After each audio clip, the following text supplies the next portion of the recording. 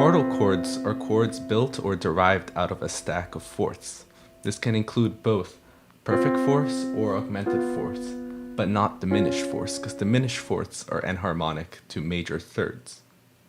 The majority of harmony in music is built out of tertiary chords, which are chords built or derived out of a stack of thirds, like the ones displayed. While the thirds in a tertiary chord are consonant and often sweet, the fourths that make up chordal chords are slightly dissonant. They carry a very neutral, stark sound that can be described as cold, and the chords themselves often feel wider since the spaces between the fourths are greater than spaces between thirds. This leads to harmony completely made out of chordal chords sound quite alien almost, but at the same time it sounds quite modern and unique.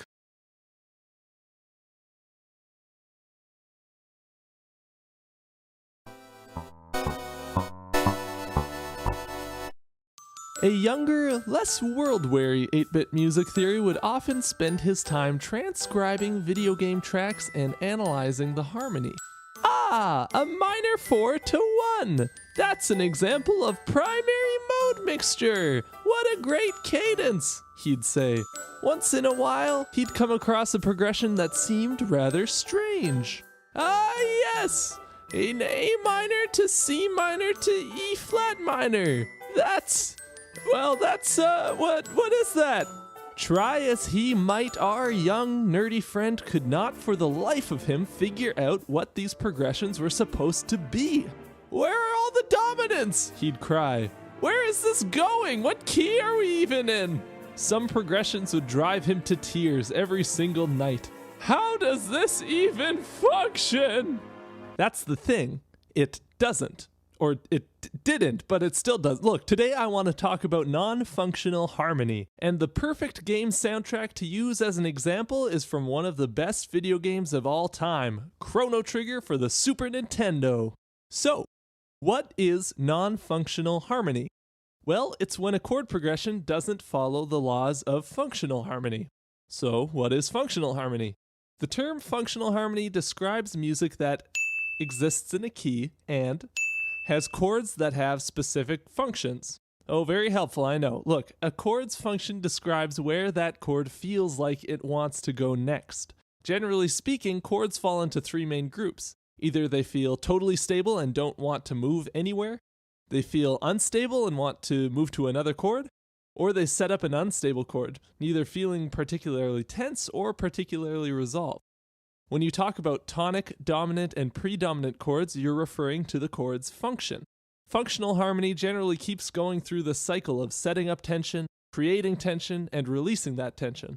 Now, within this broad system, there's basically an unlimited amount of room for experimentation, but that's what functional harmony actually entails. Any music that doesn't fit into the system of tension and resolution can be considered non-functional. Here, for example, let's look at Chrono Trigger's Secret of the Forest. The majority of the song happens over this 2-chord vamp, G flat major 13 sharp 11 to F minor 9.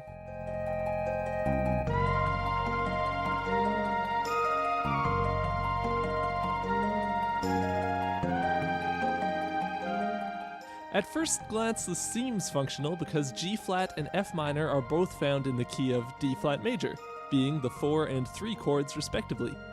The melody over the G flat major even emphasizes the sharp 11th scale degree, giving us a Lydian sound that just screams 4 chord. Over the F minor chord, however, the ninth G natural is not found in the key of D flat, and this extension is inescapable. It's in every beat of the accompaniment, and the melody is completely focused on it. So what, you might ask? Functional music almost never stays entirely in one key, so what makes this song different? Well, here's where we get a little bit more abstract. The chords don't lead us from one place to the next. The G flat chord doesn't push to resolve down to the F minor, and the F minor doesn't pull back up towards the G flat, but together they create this impressionistic color that you can just immerse yourself in. They don't act like chords so much as two contrasting scales, with almost every note in each scale appearing in the chord's extensions, and the contrasting G flat G natural relationship deliberately pushed to the forefront of the music. Neither chord feels entirely resolved to, and this creates an ethereal, floaty feeling which is perfect for setting the atmosphere of an ancient forest. Here's another example, a strange happening.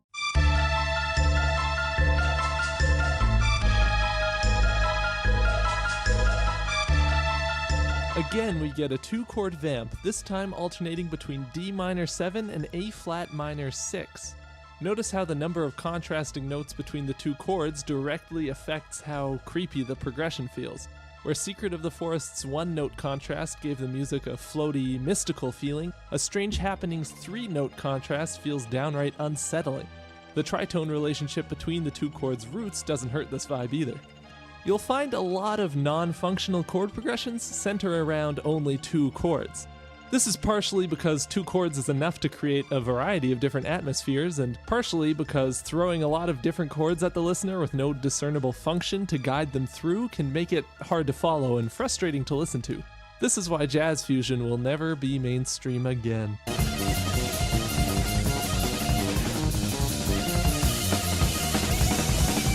But any two chords, no matter how out there they sound together, can become normalized to anybody, no matter how musically uneducated, with enough repetition.